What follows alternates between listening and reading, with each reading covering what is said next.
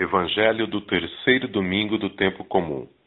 Lucas, capítulo 1, versículos 1 a 4 e capítulo 4, versículos 14 a 21. Excelentíssimo Teófilo, muitas pessoas têm se esforçado para escrever a história das coisas que aconteceram entre nós. Elas escreveram aquilo que nos contaram os que viram essas coisas desde o começo e anunciaram a mensagem. Assim, Excelência, estudei com todo cuidado como essas coisas aconteceram desde o princípio, e achei que seria bom escrever tudo isto em ordem para o Senhor. Escrevi para que o Senhor conheça toda a verdade sobre os ensinos que recebeu. Jesus voltou à região da Galiléia e o poder do Espírito Santo estava com ele. As notícias a respeito dele se espalhavam por toda aquela região. Ele ensinava nas casas de oração e era elogiado por todos.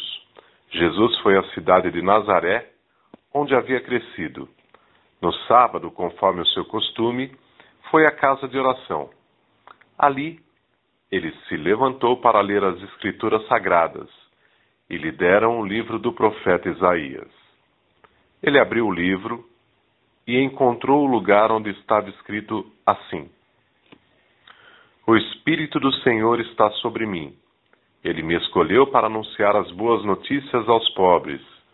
Ele me mandou anunciar a liberdade aos presos, dar vista aos cegos, pôr em liberdade os que estão sendo maltratados e anunciar o ano em que o Senhor vai salvar o seu povo.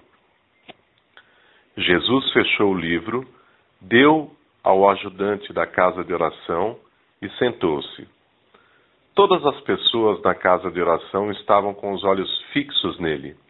Então ele começou a falar, dizendo: Hoje se cumpriu o que dizem as Escrituras Sagradas que vocês acabaram de ouvir. Palavra da salvação.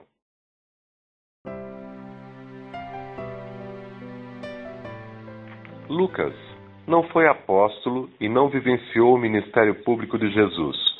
Por isso, teve que estudar muitos documentos, pesquisar e consultar os apóstolos e principalmente os escritos de Marcos, único documento íntegro na sua originalidade, para que pudesse escrever as tradições de Jesus e o início da Igreja.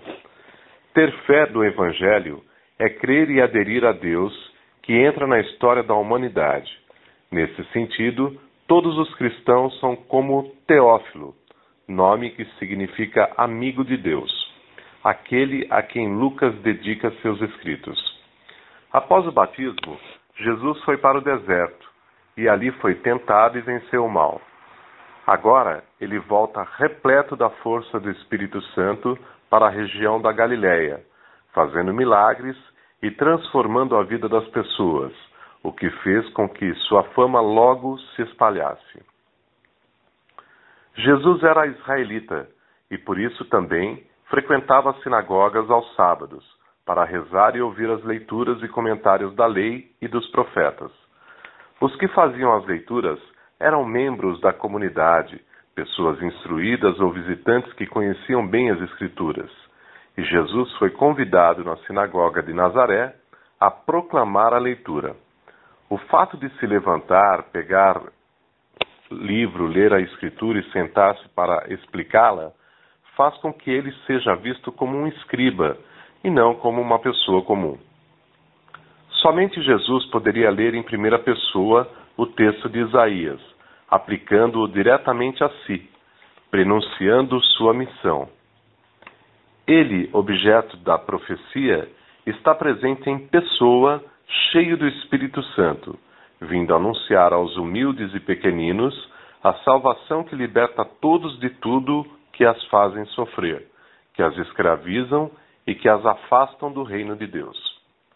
Ele é como o profeta anônimo que vem para consolar e dar vida ao povo, representado pelos pobres sem vida e sem acesso aos bens para sustentá-la, aos humildes, enfraquecidos e marginalizados pela ambição dos que a governam.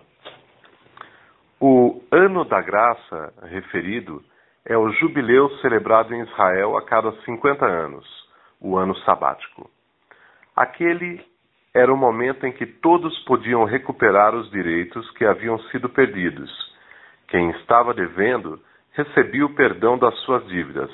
As terras que tinham sido entregues como hipoteca ou haviam sido roubadas eram devolvidas. E todo o povo recomeçava uma vida nova, porque a partilha dos bens voltava a ser o equilíbrio das relações sociais e os marginalizados voltavam a fazer parte da sociedade. Portanto, é em Jesus que as profecias de Isaías se realizam no ano da graça.